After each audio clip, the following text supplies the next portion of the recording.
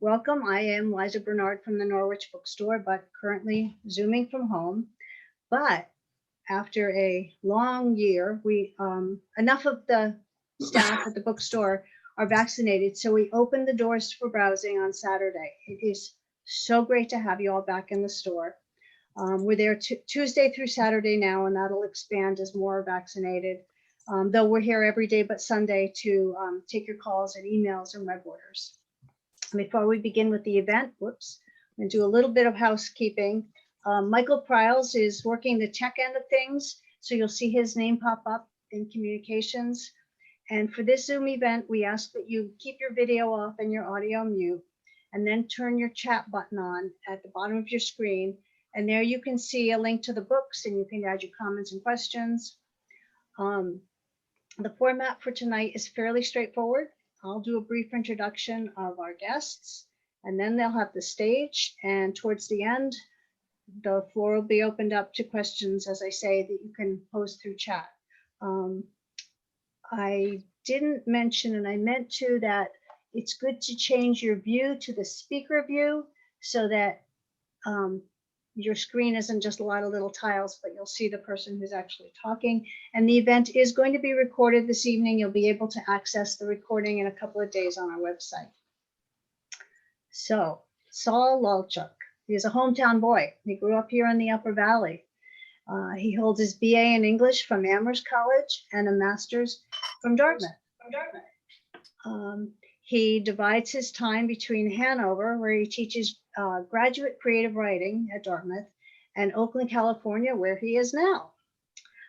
He has served as a Pan-American prison writing mentor, and I'm sure many interesting stories came out of that experience. So, Save Me from Dangerous Men was the first novel in the Nikki Griffin series. And we actually held the book launch when we actually could gather in the store back in 2019. It was named a USA Today Best Book of 2019, a Booklist Top 10 Crime Debut of 2019, and a Kirkus Best Mystery Thriller that year. And it is now recently released in paperback. It has been published in translation around the world and optioned for film and television, and I could definitely see the visuals translating to that medium. The sequel, which we're celebrating tonight, which I can't figure out how to do on camera, there we go. One Got Away was released earlier this month and has already been named one of the 5 books not to miss by USA Today. Nikki Griffin is your main protagonist, and she's not your typical private investigator. She's actually a well-read bookseller and a very feisty PI who punishes abusers with a taste of their own medicine. Saul will be in conversation with friend and fellow Dartmouth Mals alumnus, Tom Zulner. Tom is a New York Times best-selling author of 8 nonfiction books, including Uranium Train and The Heartless Stone. He teaches at Chapman University in California, which is where he also is now. So these gentlemen are in the middle of their afternoons. And he also teaches at Dartmouth College. He'll be back this summer, I think. No. Anyway, Virtually. He'll be virtually back this summer. A former reporter for the San Francisco Chronicle, he is the politics editor at the Los Angeles Review of Books. His most recent book, Island on Fire, The Revolt That Ended Slavery in the British Empire, just recently won the 2020 National Book Critics Circle Award. So major congratulations are in order, Tom. That's quite wonderful. Thank you. So without further ado, I'm going to turn the evening over to the two of you. Fantastic. Liza, thank you so much for hosting this. And it's a real honor. I'm a former Norwich resident. And so it's not quite like being back there, but we'll settle for it in pandemic times. So the beginning of this conversation might well begin with a question about the beginning of this most recent Nikki Griffin book. Saul, I noticed that the book is intriguing in that it follows some private eye conventions fairly faithfully, and breaks others entirely, just breaks them like a bad guy's knuckles, you might say. So in that sense, you begin this novel with that quintessence of a tangled private eye story, which is the protagonist showing up to meet a wealthy client in circumstances that put, in this case, her a little bit of a fish out of water. And I wonder if you could talk about that kind of beginning, which, of course, most famously seen in Raymond Chandler's The Big Sleep. Absolutely. And Tom, it's great to be in conversation with you. I always enjoy our conversations, although most of them seem to go unrecorded. So it's nice to have this change of pace, certainly. So yeah, the beginning of One Got Away definitely does see Nikki emerging as a kind of fish out of water, summoned from her comfort zone, you might say, of East Bay and Berkeley, where she sells books and where she lives and has her life. And she has been summoned over the Bay Bridge to meet with this new client, Martin Johannesson, who has a story about his elderly mother, the matriarch of a very wealthy, kind of blue-blooded, old money San Francisco family. And she is being harassed or, buzzed around by a con man, Dr. Jeffrey Tyler Coombs, who has been getting various gifts lavished upon him, but maybe there's something more going on in the way of blackmail or theft. And so her son, Martin, wants Nikki to put a stop to this. One of the things that I personally just love doing in these books is juxtaposing people and scenery who don't always necessarily belong together. And I think that's what you were getting at with this question. That Nikki walks into this very fancy, ornate hotel. She's sort of immediately out of place as she tries to park a motorcycle with a valet, which doesn't quite seem to fit. And she's not particularly comfortable there. I think she's willing to be in there, and she is happy to kind of work her way through the free coffee while she listens to a story that I believe no one, I think, seeing this conversation early on in the book is fully believing every word that's being said, Nikki included. She's a skeptic of sorts, I think it's fair to say. But from the very beginning, I wanted to kind of send a signal that this book is going to take her away from what's comfortable and take her away from the familiar and launch her into new and sometimes uncomfortable places. And Nikki is someone who, as soon as you put her with a very well-dressed, smooth-talking billionaire scion in a very luxurious hotel, she'll be there and she'll listen to this story, but already she's not exactly in the familiar. And so I thought that was a fun way to begin the book. There's actually a very brief prologue that kicks in before Nikki's arrival in the hotel, and we learn about a much more sinister crime that's taken place. And so the reader actually starts his story knowing more than Nikki does. And I hadn't done a book that way before, and it seemed like a fun thing to try. So Nikki actually has to kind of find her way and catch up to the reader's own knowledge. And then as the story continues, she starts to realize that maybe there's something more sinister at stake than simply the complaints of a very wealthy man and a con man's misadventures and misactions involving that family. Yeah, if anyone's listening who has not yet read Save Me from Dangerous Men, the launch of the Nikki Griffin series, Nikki is an East Bay bookseller who rides a motorcycle. She's got a bit of a dark past and is not one to trifle with in terms of physically tangling. She's not afraid to mix it up. And she's, of course, being a bookseller, got a literary edge, as I'm sure Liza can testify to. Liza, I know you solve crimes on the side, and so this is perfectly ordinary behavior for a bookseller. Absolutely. But there's actually two ways that I noticed that Nikki's a little bit different in this book. And I'm going to try not to give away any plot points. I think I'm on safe ground by saying, that some heads get cracked in this one as they do in the first one. But Saul, she seems a little bit more comfortable in her own skin. She seems a little bit more willing to deal out punishment, whereas in the first one she was a little shy about it. Yeah, I think that's fair to say.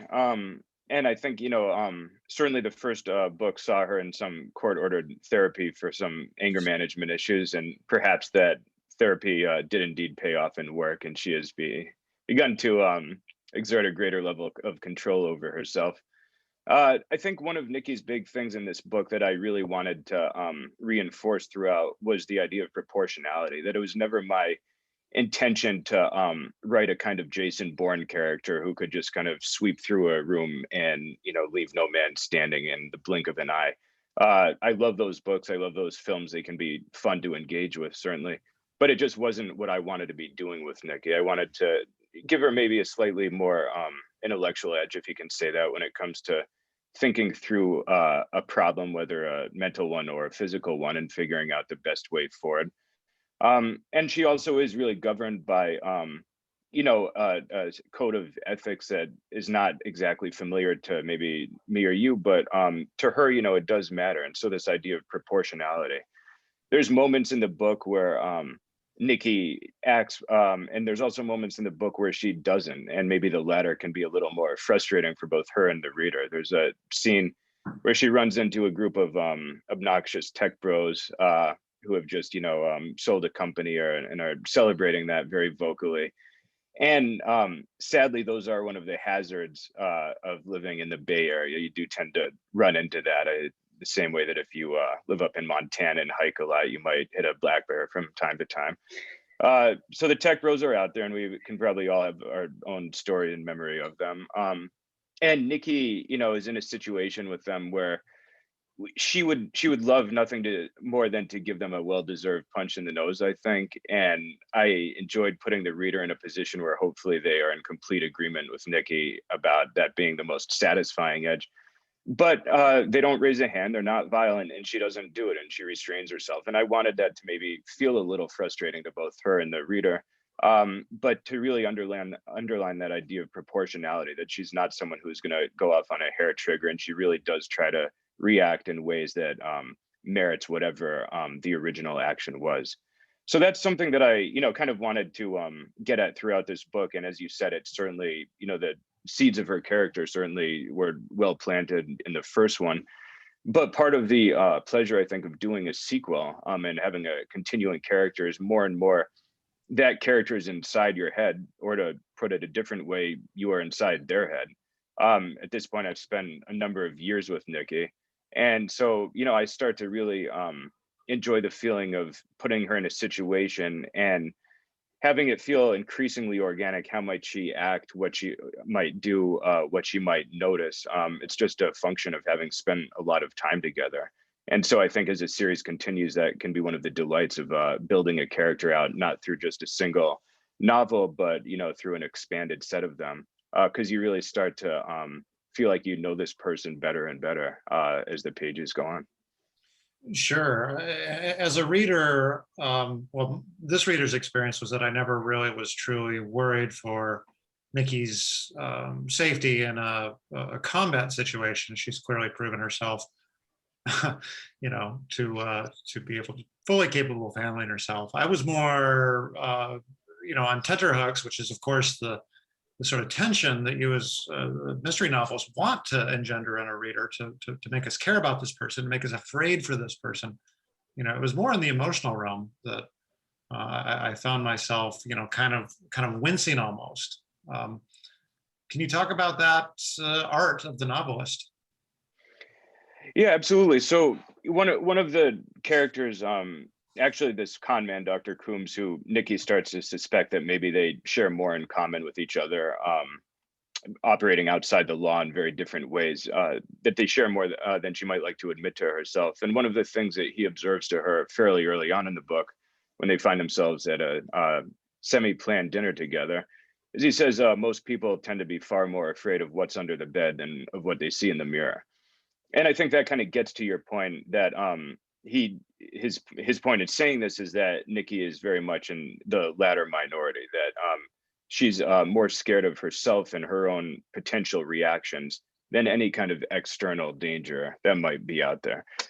And so that was absolutely something that I wanted to really play into. And again, I started to set it up in the first book and tried to increase it there in this new one, that Nikki is someone who I think is most worried about going over the top, and she is afraid, I think, of becoming of a response that might exceed exceed the bounds of civilization in a way to make the people around her, who she does care about and who she wants to be close with, maybe feel that they have to put some distance between her and them. And I think that's a pretty scary thing for all of us to think about. I think in different ways, we are probably all, worried about a reaction that might cause other people close to us to look askance or to, wonder if proximity is the best and healthiest thing.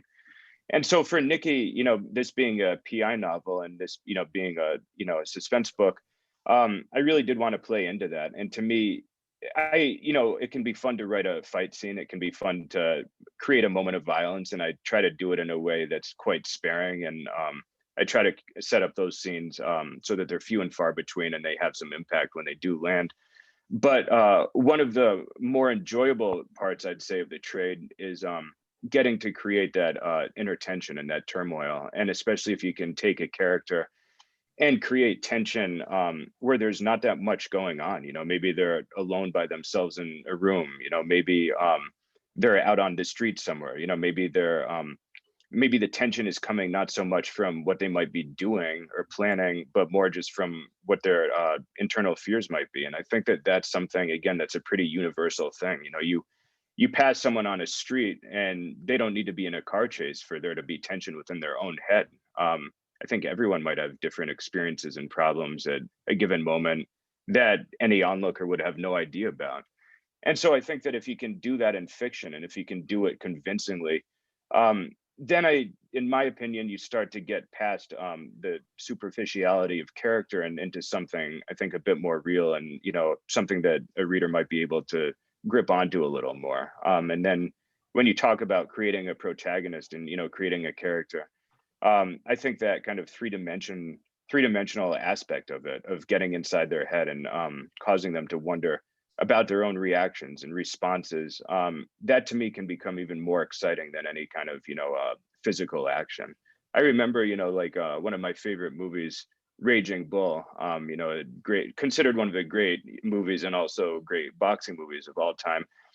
And if you actually sit there with a stopwatch and go through it, in this probably 2.5-hour movie, there's only about, I believe, 8 to 10 minutes of actual in the ring fight scenes. It's extremely, extremely minimal, very, very little. And yet this is, the quintessential boxing movie, as maybe Rocky supporters might, go after me for that.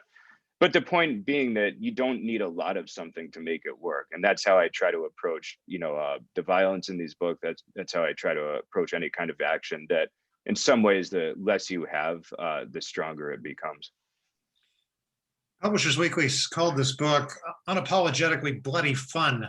And the reviewer from the New York Times noted kidnappings, blackmail, twists, and says that Lelchuk delights in showing just how shady everybody turns out to be. And so, Nikki is navigating an amoral universe that extends up and down the socioeconomic spectrum. And so I wonder how you sort of place this in the great tradition of these PI novels, where you say she follows a code of ethics, but this is not a pretty world.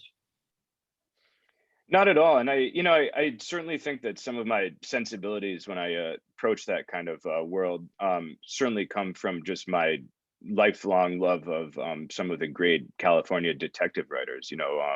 Sam Spade, via Dashiell Hammett running around San Francisco, and Marlowe doing the same thing in LA, although it being LA, he was behind the wheel a little bit more. And Ross McDonald, and some of these names that I'm talking about, I think one of the delights in reading them is their eagerness to show that evil and corruption exist in all stratifications of society. And in fact, you might even argue that the seedy, the wonderfully seedy, characters that they kind of rub elbows with, at the very lower ends of, of the food chain, going into the, all day pool halls and, the dive bars, in the middle of the night, and the people who'll pick your pocket or stick a knife in your back or anything like that.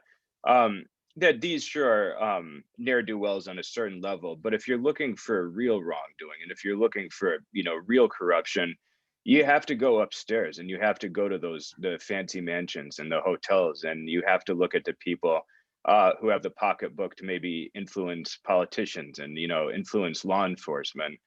And so I think that that's, you know, one of the pleasures of writing in this particular genre, not just the genre of crime fiction, but, you know, California crime fiction, because there really is that fine tradition that the writers who are doing it are, you know, very willing and eager to show that if you're looking for wrongdoing, sure, you can look down, but maybe raise your eyes up from time to time as well to those kind of gilded towers and the mansions that you see.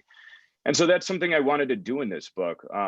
You know, Nikki runs into her fair share of, you know, day-to-day, not so, you know, lovely people. But as she starts to get sucked deeper into this family, the Johannesson family, she starts to realize that maybe some of the corruption that she's really going after is occurring at a level so high, you know, within society that a lot of people might turn a willingly blind eye towards investigating it. When you talk about this genre, there are certain things I think that need to exist. You know, if you're talking, if you're trying to make some kind of, you know, off the cuff definition of what crime fiction is. And one of them, without a doubt, I think, is you need to have a protagonist. You need to have some kind of central crime or wrongdoing or misdeed, whether it's, you know, a murder or a bank robbery or corruption or a scandal, what have you. But you have to have something there. And then you have to have a protagonist who sees the world a little bit differently than everyone else. And that certainly includes everyone from newspapermen, no offense, to law enforcement. You have to have a protagonist who's either able to see or willing to do things a little bit differently. And the whole, you know, that's the fulcrum that the whole genre is built upon. And so for Nikki to be able to start to understand that maybe these clients who have, you know, hired her are up to things that they have not admitted, you know, in the fine print of the, you know, contract. I think that is something that's very fun for me to do. And it's also falling directly in within the traditions of the genre. You know, when I was writing this book, just as by way of example, I was reading about, you know, for example, the Sackler family, and in fact, the Johannessons, their money comes from pharmaceuticals. And, you know, this is a family that their names on every building and museum and campus and so forth. And, you know, they're the toast of New York society, you know, for decades, and can go anywhere they want and do anything they want. And yet, you know, you could certainly make the case that this family has done more damage as a single family to America than perhaps any other. I'd be pretty hard pressed to, you know, to match what their drugs have done insofar as the opiate crisis. I can't do much to the Sacklers. I could probably write an op-ed or two, but I don't think they particularly care what I think of them. But I do think of families like that when I write this fiction, and I do try to remind myself that as much as we might look at the kind of sentencing laws that put someone who takes, you know, $5,000 from a cash register in jail for the rest of their life, that you do have families like the Sacklers, and maybe they do have, to use a cliche, blood on their hands at a wildly different level than some of these people who are punished so effectively by the current system. And I think these are all things that I do enjoy exploring in my fiction. If you read this book, you're going to learn what the individual digits on a VIN stand for, vehicle identification number. I didn't realize that each digit means something. And speaking of digits, if you're paying attention, you'll learn how to break a guy's finger in the most efficient and painful way possible. I wonder about your research. Are you looking at police procedural manuals? Do you just happen to know this stuff? You know, I think a lot of it is just reading a lot. You know, certainly when I think about the research process, it's not there in any formalistic sense. You know, I certainly don't say before I start the book, as you would in nonfiction, I don't say, okay, here is a set of facts in a world or a body of information that I need to know before I can go about this. A lot of it, you know, is certainly bits and pieces of my own knowledge and experiences mixed in with reading, mixed in with thinking about things. When I describe breaking a finger, I'm no doctor, let alone a leg breaker. But for me, if I can get it feeling right on the page and in the moment, then that's really, you know, that's what you need for a particular scene to carry it. so that's kind of like how I tend to approach my, the so-called, research process behind a book. Stolen cars, for example, do factor into it. If you're looking for an origin story, it's just that I had a colleague a few years ago who was very enthusiastic about flipping cars, and he brought me to a couple of these auctions, and he told me a little bit about these carcasses, these metal carcasses that are one very small step or kilometer away from complete collapse and death, and yet they look gorgeous, and they paint them shiny, and they shine up the hubcaps and everything, and someone comes along and maybe is struck enough to think I'm getting a really good deal out of things. So to me, that kind of moment, this was a few years ago, and I haven't been to any kind of car auction in a long time, but it sticks in my mind. And so when I think maybe part of the thread within this book is Nicky trying to track down his stolen vehicle to lead her to its owner, I start to think back to some of my own observations. Then I start to, do some reading about, in this case, the automotive world and, stolen cars. And that's one of the things that I love about fiction is you don't know where a book is going to lead you. But I've never written a book where I didn't, at the end of it, know far more personally than when I began it. And this is fiction, and this is crime fiction, but nonetheless, it's something that I enjoy a lot, because your story, which you don't know when you start writing, and I don't outline, I don't do any kind of, plotting. I just like to write a scene and, see where that takes me and then go to the next one. But when you finish a book, yeah, you tend to know quite a bit more than when you set out to write it. And that's a fun thing, I think. And it's one of the perks of the job, if you want to call it that. We're going to have plenty of time for questions here. And that'll be coming up in about 10 minutes. But I do have more of my own questions here, which I'm going to selfishly take the prerogative on that. When you read this book, you'll see Nicky tell someone to keep his hands on the desk, or he's going to get the worst manicure of his life, she says as she points a pistol at his fingers. At another point, she notes that a particularly boxy PC looks like it ought to have great grandchildren. There's these asides, these kind of winning lines that make for that PI style. And while reading these, of course, I'm trying to picture the writer at his or her keyboard. And it just seems like such a marvelously fertile imagination that must be able to come up with these things, to look at a antique PC and think about progeny, or that kind of tough guy line there about the manicure. At the risk of talking too much about process, how worked over are these lines? Do they just simply arrive, or do you have to stare at them for a while before the magic happens? Yeah, sure, absolutely. So I think in general, a lot of the time, they tend to kind of show up, which is great. And I think that when I think about editing, for example, the two lines that you referenced, but certainly others out there, I think a lot of it tends to be kind of tweaking a word or two, but not really messing with the the essential subject of the line. I think a little bit to stand-up comedy, which is something that I certainly know nothing about insofar as getting up on a stage and doing it or making people laugh. But I hear a lot of comics talk about how they'll take the bit, the kind of central piece of what they're doing, and then they'll work it crowd after crowd after crowd, just tweaking very, very tiny things, really, really subtle things about it, so it lands with the best possible impact. And they're not going out and changing the bit itself. They're not going to 5 different shows Monday through Friday and saying I'm going to do 5 different things. There's just this steady, minuscule process of refinement.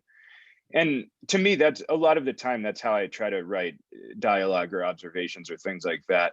That I'm not necessarily putting in 5 different potential jokes. I'm not saying the PC has grandkids and then maybe the PC has 5 other things and then trying to see which one works.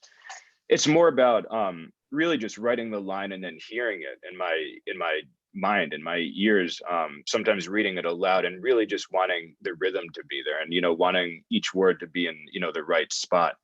to get the most impact out of it. And it is funny because, sometimes you can look back on an earlier draft and it's kind of amazing how one or two words switched around or replaced or something really can increase or detract from what you're trying to do with a particular sentence.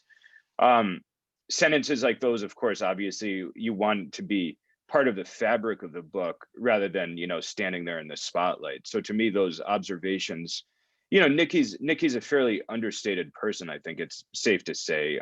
She's not given to, long soliloquies. She tends to think more, than she says. She comes across as pretty understated and even sometimes introverted. But nonetheless, so those observations of hers, you really want them to feel like they are part of, just the fabric of the novel. And I think that as a writer, one of the dangers, and this is a kind of basic 101 type of, observation, but you can't get too enamored with your own language. You can't get too enamored with your own, certainly, metaphor and simile can be terribly dangerous.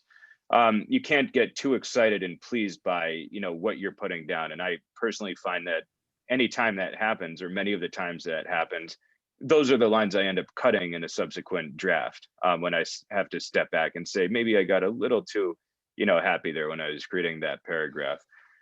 So yeah, I look at, this type of line, this type of observation is something that if you feel you can get it right and it belongs in a certain moment or scene, then just tweak it just enough so that it lands with the impact that you want it to have, but also doesn't stick there to trip up a reader. You want your reader to be able to hopefully enjoy it and then continue on to the next thing. Those readers who come to this series where the protagonist is a bookstore owner and a bibliophile might expect the mystery to have to do with notes stuck in antique books or trying to parse sentences of Shakespeare for hidden codes. Something to do with that the mystery exists inside literature, but that's not really what Nikki does. No, it's pretty far from it, actually. And maybe I'm simply inadvertently admitting my own, wild lack of talent when it comes to coding of any sort. Certainly, I'm not one of those, people who I don't think could create some fascinating, word within a word or symbol within a symbol, stuck in the back, dust jacket of an old book or something like that.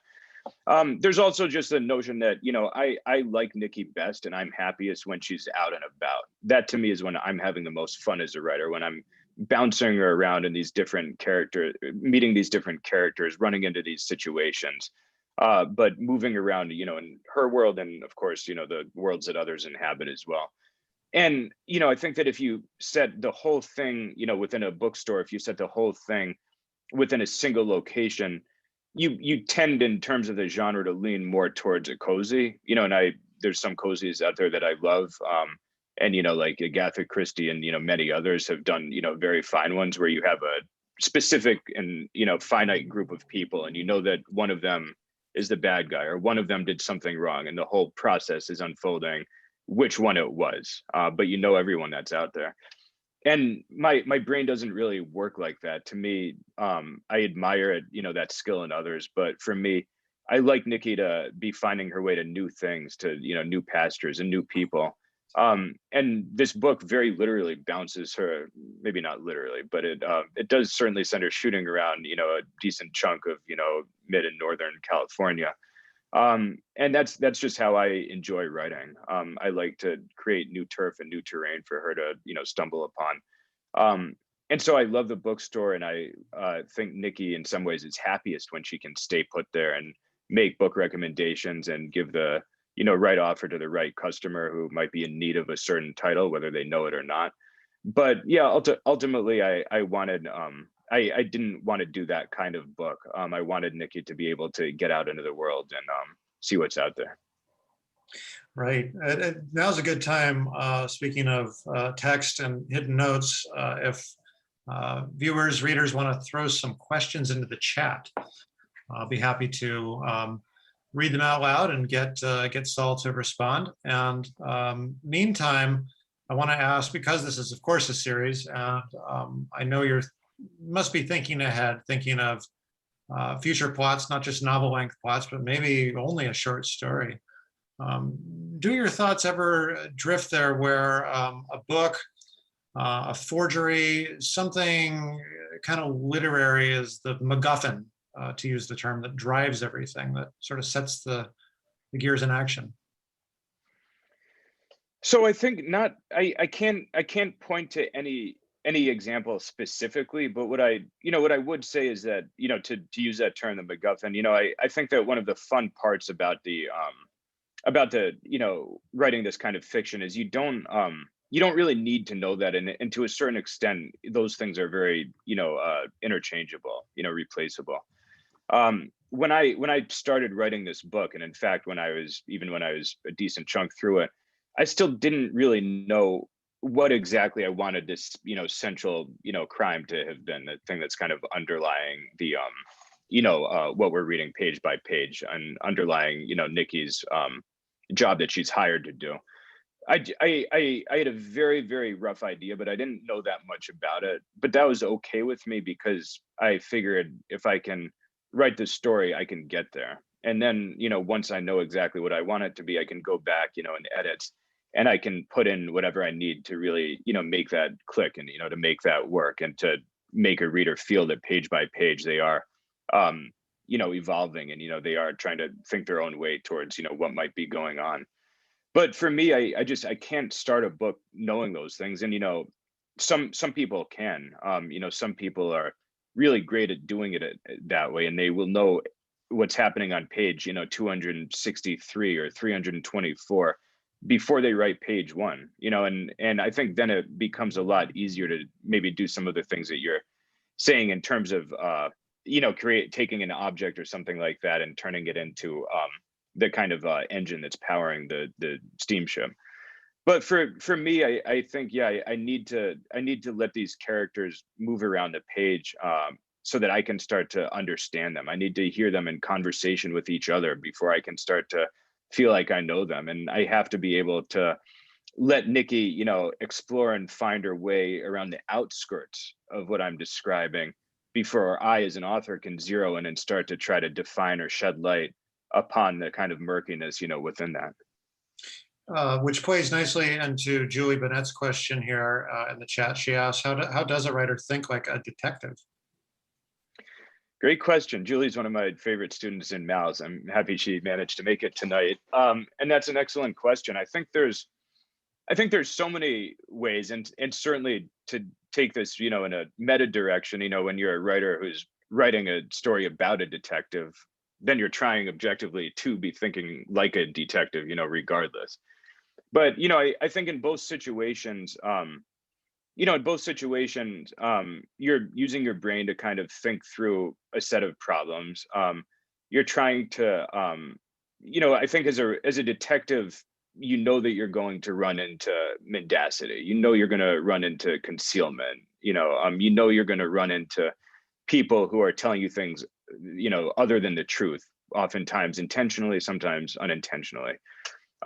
With a writer, it's a little different. You know that you need those things to be happening. But I think in a larger sense, yeah, you're going to run into those people. When I started this book, I knew I was going to have to deal with thieves and liars and blowhards and deceivers and manipulators and all these other things.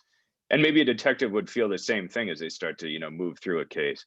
I think as a detective, one of the things you're really trying to do is to get to know someone. I think that's a real thing. You're trying to, and whether that someone is a victim who you're trying to bring justice to, or whether that someone is a subject who you might suspect of something, but you really are trying to get to know people deep down, at a core level, in a pretty substantive way. And as a writer, I think you're doing the exact same thing. That's really what you are trying to accomplish. You're trying to get to know these people, and you're trying to sometimes maybe force them to reveal things about themselves that they might not have intended to. And maybe sometimes if there is a victim, you're trying to really understand who was that person, and why does their death matter in a way that goes beyond just the very basic people shouldn't be killed type of mentality. How can I make readers care about this person on the page? So I think there's a good number, maybe I'm flattering myself, but I do think there are a lot of similarities between writers and detectives. And certainly when you're writing crime fiction, I think it challenges you to think about that question pretty explicitly. Okay. I see another question in the chat, but first I want to insert one of my own here. You say in your acknowledgments that some of this book was written at the Albatross Pub in Berkeley, which I presume is an endorsement of that place. And I'm curious, just from a process point of view, if while you're writing there, either in your notebook or on your laptop with beer and popcorn in front of you, if what you see around you in that pub sometimes finds its way into the narrative. So you mentioned the albatross, and I have to start on a sad note, which is very unfortunately, albatross was a COVID casualty that did not make it through the year. And it had been one of Berkeley's, longest running pubs, I think, going back to the 60s.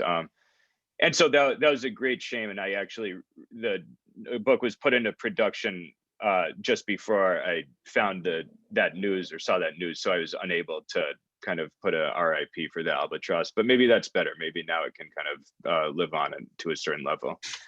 And it was a great place. It was a great place to work. I think one of my favorite moments came when I did indeed write just probably 3/4 of this book there, as well as a good chunk of the first one. And I was in conversation with someone one night, and she said, "What are you working on?" And I said, "Well, I write books, and that's what I'm doing here."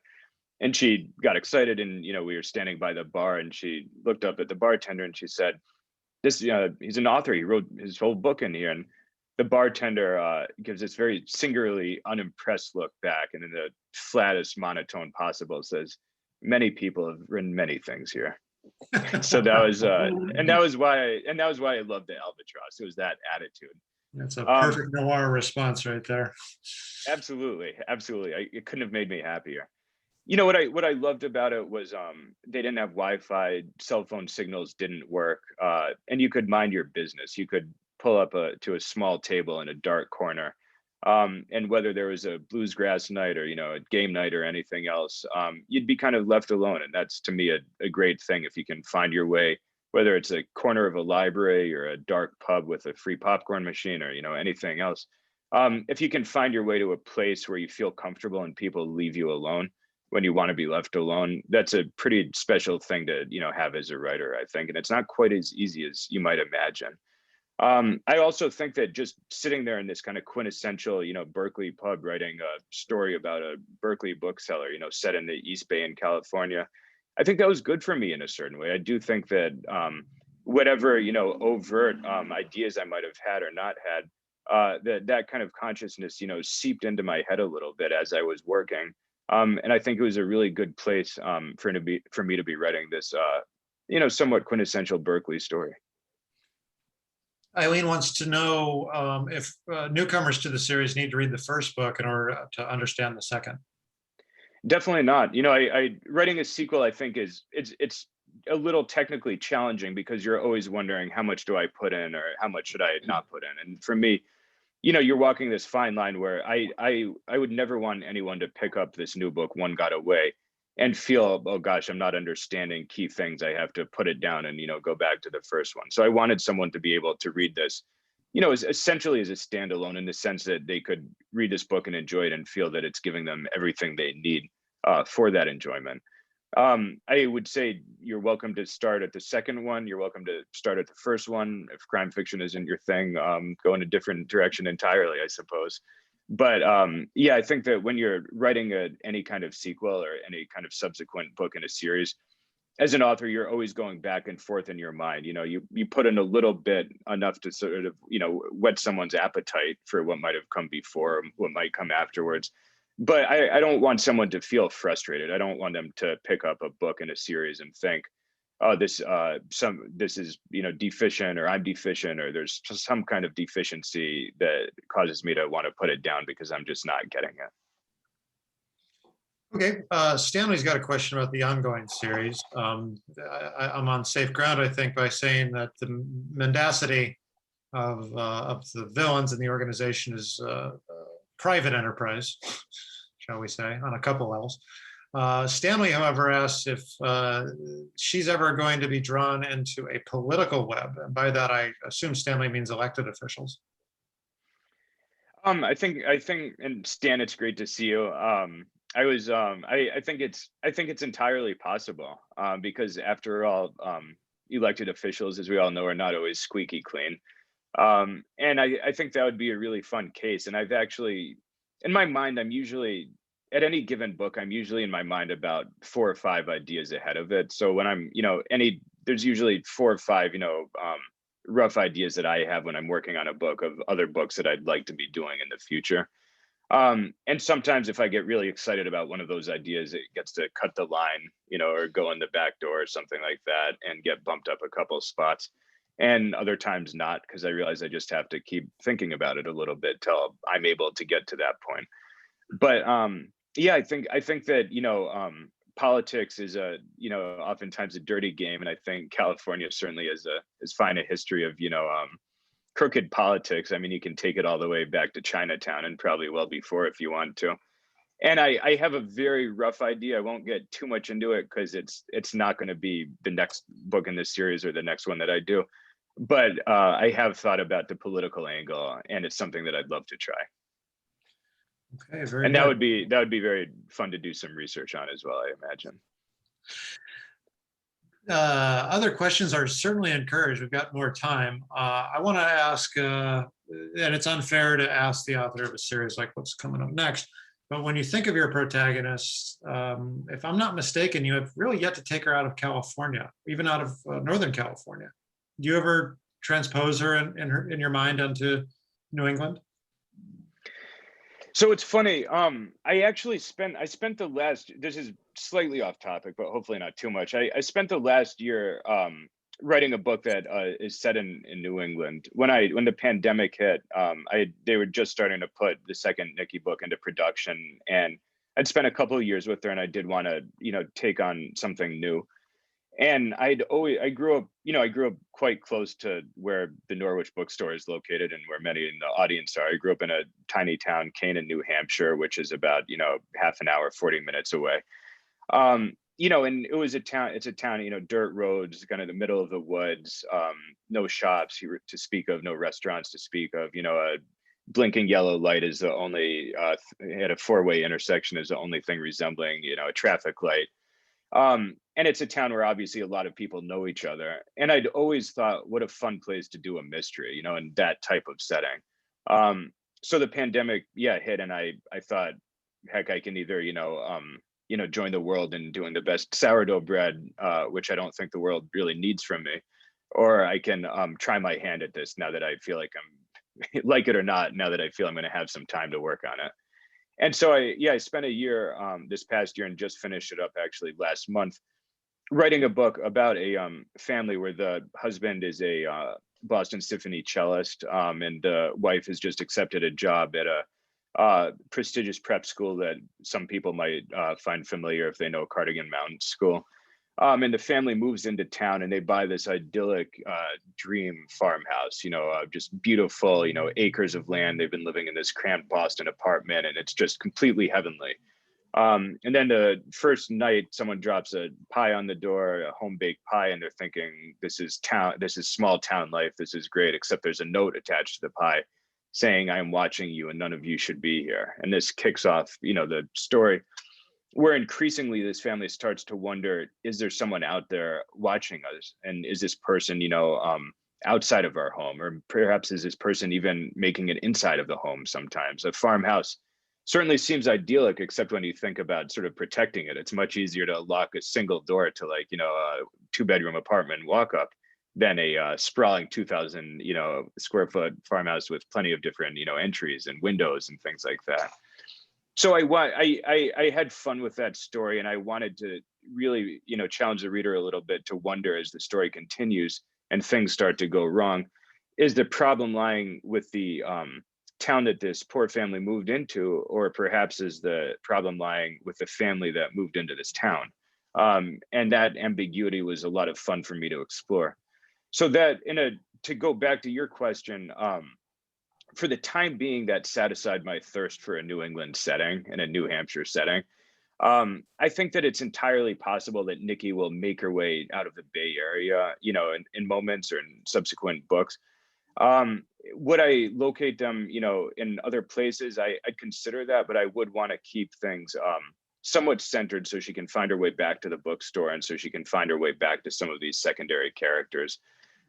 Might she have to catch a plane to Boston and drive a couple hours north? I certainly wouldn't put it past her. I think anything can happen. It's a big, crazy world out there. But for the time being, I think I envision her spending most of her immediate future on the West Coast. To give listeners maybe who haven't had the pleasure of taking your fiction class, just maybe a preview or an hors d'oeuvre or whatever you want to call it.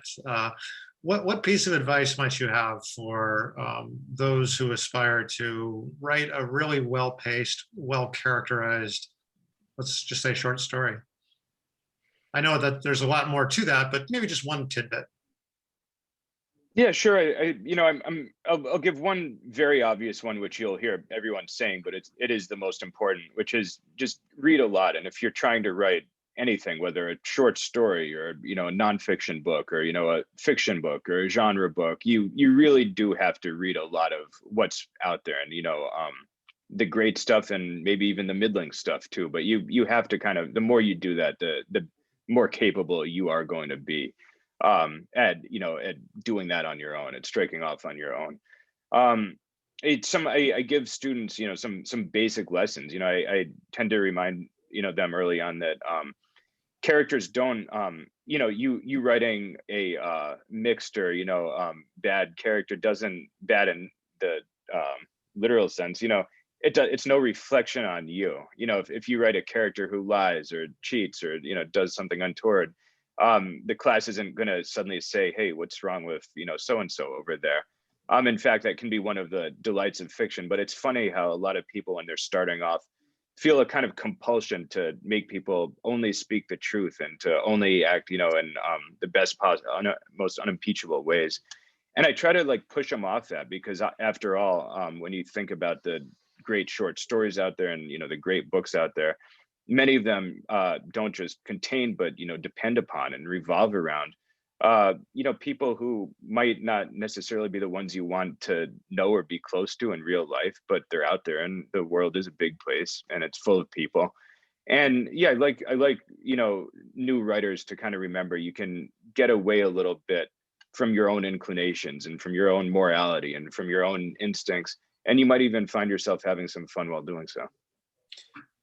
Excellent. Well, not to give away too much about this plot, you've already said that she acts as a fish out of water, and there's a point reasonably early on where she winds up in a hotel that is like the Hanover Inn times 5, makes it look like a dump. How did you research that? How did you take a driving trip up? Let's just say it was Monterey, which it was. Did you go down there and look at some of these 5-star Michelin places? I did. I'd say that place is a composite of one or two specific places down there. And sadly, I have not yet been able to check in as a guest myself. They turn this thing into a movie maybe one day, but not for the time being. But yeah, these there are a couple of places down there, and it's that specific area, and it's beautiful and it's gorgeous and it's scenic, but it sometimes oozes with with money in a way that is not always purely pleasant. And I wanted to get a little bit of that, and that some of these places really do cater to people who are truly within a pretty sliver of a percentage point when it comes to the general society. But I love driving around there. And, I think one of the great things about California is that you can walk onto a public beach, or you can camp at a public campground, and you can kind of, enjoy the same scenery as the person, one door over, who is paying an arm and a leg to be staying in one of these gorgeous, breathtaking resorts. And so I think a lot of getting to know that area was just being down there, and whether I'm kayaking in the Pacific, or whether I'm driving on some of those roads, or whether I'm just walking around and passing some of these specific places, all of that is just, soaking in, and, all of that is just, potential fodder. When I was thinking about where to set this book, I went through, a few possibilities, setting meaning in the Monterey locations, because I wanted something close enough that Nikki could get back and forth logistically with, some level of realism. And so I went through a few possibilities, and I thought about as far south as Santa Barbara, and as far north as, Mendocino, but it did seem to me when I looked through all the options that there was something about Monterey that lent itself really well to the type of place that Nikki ends up in, this kind of ultra luxurious hotel with a few things, wrong under the surface. Right, and Stan asks a really good question here about other female detective protagonists, the tradition of Sue Grafton, Janet Ivanovich, Patricia Cornwell. Stan asks here in particular about Elizabeth Salander. Is that the name of the author or a protagonist there? She should be the protagonist of the Stieg Larsson books. Okay, yeah. Was Nikki derivative of any of those other female private eyes that have come before her? I mean, there's amazing traditions, and I think whether, if you're talking about like Sue Grafton with the Alphabet series, or, Sarah Paretsky, for example, or, Louise Penny, or all the way up to, some of the contemporary greats like, Tana French with, The Secret Place or The Trespasser. So I think there's like a, wonderful tradition that, Nikki is, walking within, certainly. She has been compared to Salander, and I think there's some similarities, they both can be, quick to violence, and they, both tend to be misjudged by some of the people, especially, men around them. And I won't go on too much, but there are certain, similarities, and I was, certainly excited that reviewers, pointed to those comparisons. At the same time, there's, I think pretty big differences as well. Salander, the kind of heart of her, the closest thing she has to a superpower, and I don't even really like using the word, but the closest thing she has to that is she's an IT genius, and she's a hacker, and she can get into any computer system or, accomplish anything with a keyboard. And, Nikki is the very opposite of the spectrum in that she doesn't even own a cell phone. She doesn't have a television, she reads, she doesn't, go watch TV. And so for me, like she's very much, there's certainly a gulf between them, and it's not just about technology. Salander is a pretty, I think, dark and bitter person in a, very obviously intentional, authorial way. And Nikki's not. She, part is she has a few people around her that she trusts, and she has a real working relationship that she's in and that she cares a lot about. And she has her brother who she looks out for even when he's not doing so well. And she has one or two other, friends and secondary characters in this story. And Nikki, I think that she struggles with darkness. She struggles a lot with, the fact that she comes from a pretty dark place. Her family suffered this tragedy, in her childhood, and that's what kind of sets her out on this different path. And I don't want to give too much away about that, but the point being that she is working very hard to get past that and to kind of control that and to leave a quasi-normal life. I say quasi, obviously, in heavy, bold letters, but she is trying to have certain normalities that Salander doesn't have and maybe doesn't even really want. Salander is much more of a loner, I'd say. Okay, Catherine asked a question, which I'm going to sort of meld in with one of my own, maybe for the last question. This is maybe a 1-2 punch here. Catherine observes that Nikki is often the only woman in a scene, and that, I can think of actually only one scene in this entire book where she's interacting with another woman. Actually, it's Nikki against a male world.